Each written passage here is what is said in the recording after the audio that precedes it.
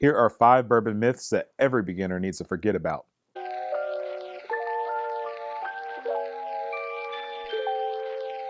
So, whether you're new to whiskey or maybe you're not even into whiskey at all, there are certain times where I feel like people just kind of say things and they hear things or they pick up things and maybe they think those things are true. And as I've traveled around or as I've met different people or talked with different people, there's a lot of things that I think I've just assumed that people know by now. But I realized very quickly that a lot of people don't. There's a lot of things that still have not been explained. There's a lot of things that maybe because everybody's like me and they just assume everybody knows, nobody's actually taken the time to explain. Now, I don't want to say nobody's taken the time because I think there's plenty of channels and plenty of articles and all types of things that are out there that do explain the facts and explain why all these myths that I'm about to list out are false. But I just want to bring those things to light and just make sure that I myself am explaining these things correctly. Myth number 1 that I hear probably more than anything is that bourbon has to be made in Kentucky. That is not true.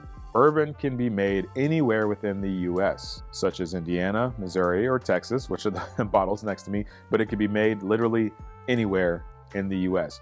Bourbon is a spirit that is more commonly described as America's native spirit or only native spirit. And what that means is that this is the spirit that we actually came up with. This originated in the US and it still remains a US only based product. So you could take this same recipe and make it somewhere else in the world. They cannot call it bourbon. It has to be made in the US. Now, obviously, Kentucky is very well known for bourbon, so I think people just kind of assume that or think that. And there is something called Kentucky straight bourbon, which yes, then at that point, then you need to be in Kentucky. But overall, as a bourbon category, it can be made anywhere within the US. Myth number 2, all bourbon is too strong for beginners. Now, this is one that it is a myth because there are plenty of bourbons out there that remain approachable regardless of proof point. So that's one thing. But I will say that when I started into whiskey, it was a lot. So Basil Hayden was a bottle that got me into it. It was one of the ones that I felt like I've tried these other things and they all seem so hot. And looking back at it, these were only 90 proof bottles or whatever it may have been, but they were still too hot for me at that time. So when I was trying to learn how to drink whiskey neat outside of a cocktail and just drink it by itself, Basil Hayden was one that at 80 proof allowed me to work with that a little bit more. And even then I had to pour it over ice just to get that to mellow out a little bit. So it still took me time. I had to do Basil Hayden on the rocks for quite a while. And then I finally kind of got to a point where I was familiar with those flavors, and then going out into the neat world and no longer drinking whiskey on the rocks, that helped me drink whiskey neat. So I think in terms of drinking bourbon at all, when you're talking about cocktails or when you're talking about mixed drinks or however you may drink it, or even on the rocks, that'll bring that proof down quite a bit. And there's other characteristics within those cocktails that'll help balance that to where that proof is not so overwhelming. If you go grab a cask strength whiskey and put it in a cocktail, that a lot of times that proof is still going to come through, but it's not going to be overpowering to the point that you can't drink it, right? So I think that this is still considered a myth because whether you're talking about neat or whether you're talking about a cocktail, bourbon can still be approachable. You just have to figure out which ones work for you. For me personally, like I said, it started with Basil Hayden, but then I went into Eagle Rare. Eagle Rare was another one that for me at 90 proof, I could feel the jump from 80, but going from Basil Hayden neat to Eagle Rare on the rocks, that still was more of a transition type of thing. So not that big of a deal there. But then there's plenty of people that are new to bourbon that like Rare Breed. And Wild Turkey Rare Breed is 116 proof. Some people drink this on the rocks. Some people add water to it. Some people even chill it. And all those things bring that heat down quite a bit to where this does become more approachable and more of those flavors come through. So I think it just depends on how you drink something and your approach and maybe what your intent is. Like I said, for me, I was trying to drink something neat. That's different from mixing something or putting something in a cocktail. If you're a beginner, if you're new to bourbon, don't be afraid of that proof point.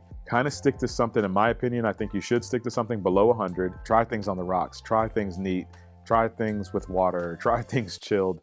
Do whatever you got to do, right? Everybody starts somewhere. And I know there's plenty of people out there that talk about how you should drink your whiskey or whatever. I think you should experiment with all of those things to figure out what works best for you and start to acclimate your palate to a higher proof bourbon. And when I say higher proof, I'm actually talking about in that 80 to 90, even 100 range, because when you're new, it can all feel hot. You don't get any of the tasting notes that you see in all the reviews. You just taste bourbon, right? So these things will kind of help you get to where you're trying to go. And that kind of leads me into my next myth of bourbon can only be enjoyed neat, or that's the correct way to do it, or that's how whatever. For me, as someone who reviews spirits and American whiskeys, I drink whiskey neat because I'm trying to find flaws in that whiskey. I'm trying to find characteristics that I enjoy about that whiskey. So if it's diluted, or if there's all these other things going on like a cocktail, I can't pick out the notes that I want, right? I can't figure out what's making this whiskey good or bad. That's why I personally, when I do all my reviews and stuff, I do it neat. When I'm drinking just because I like bourbon and I drink it neat, it's because I'm trying to appreciate it. I want to appreciate that whiskey, that spirit itself, and that there's a space for that. There's a time for that, and there's a place for that. But then there's also times when I go out somewhere and I want to appreciate what that bartender can do, and learn more about cocktails and different ingredients and how they balance different things. That's, again, there's another time and place for it. So in that scenario, I prefer cocktails. I don't actually like making cocktails at home. But the selection I have of whiskeys at home, I actually prefer to drink things neat and just learn about them and appreciate them and try to see what direction that distillery was trying to go. And when I go out somewhere, I want to know what those bartenders can do, what those bars are known for, and that's where I get my cocktails. If I'm out somewhere at a ballpark, I might do a whiskey and Coke, or I might do whatever. I mean, it just depends on the situation. So there is no right way to drink it. I think you have to determine what it is that you are trying to do and what you enjoy. Forget about what everybody else is telling you should be enjoying.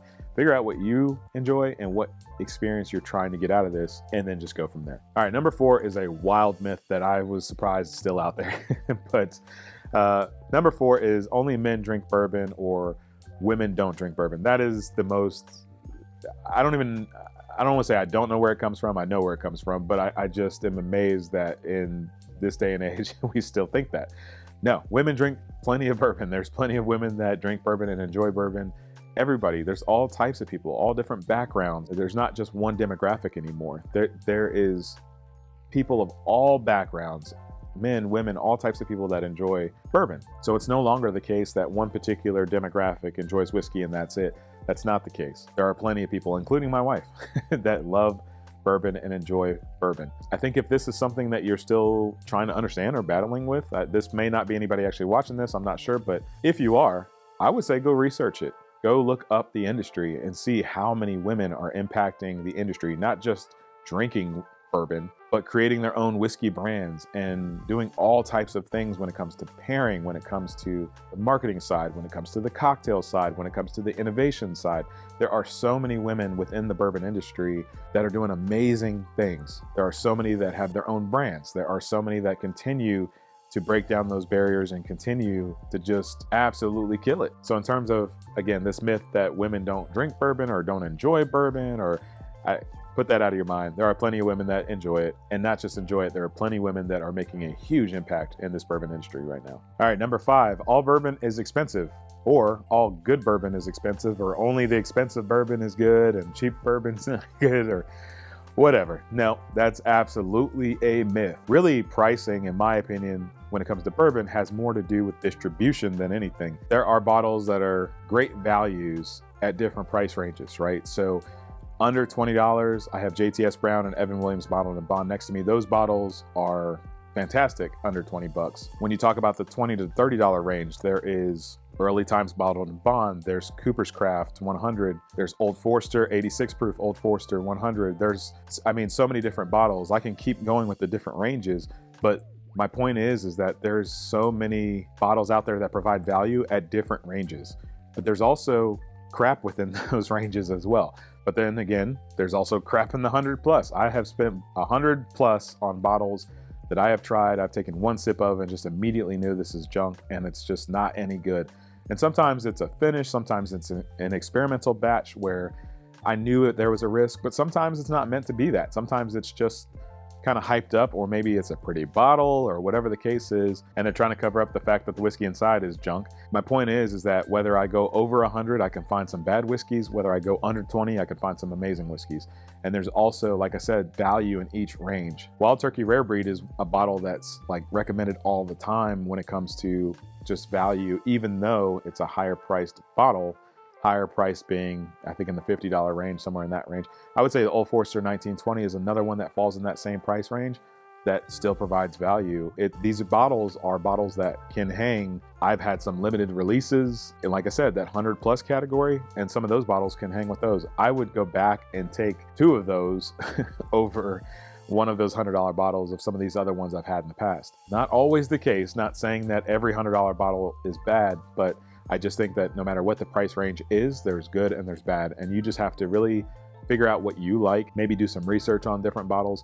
I think when you're talking, sub 20, it's easy to take a flyer and just grab a bottle, try it. If you don't like it, move on to the next. When you start getting up there in price and you're starting to look at these bottles that maybe 100, 200, 300, I've seen more than that, you either, in my opinion, really need to try it before you buy it, maybe find a friend that has it, or somehow figure out a way to try that. And if not, if you just got money like that and you want to go buy those bottles, by all means, it's your money. But I just think just because that higher price tag is on that bottle does not necessarily mean that that whiskey is better than whatever is on that bottom shelf. So don't be fooled by that price tag. All right, so there you go. Hopefully that helps explain a little bit more. Hopefully that kind of gets some of that out of your head, and now we can keep going with our bourbon journey. Thanks for watching all the way to the end. If you found this video helpful, like, subscribe, do all the things, and I will see you in the next one.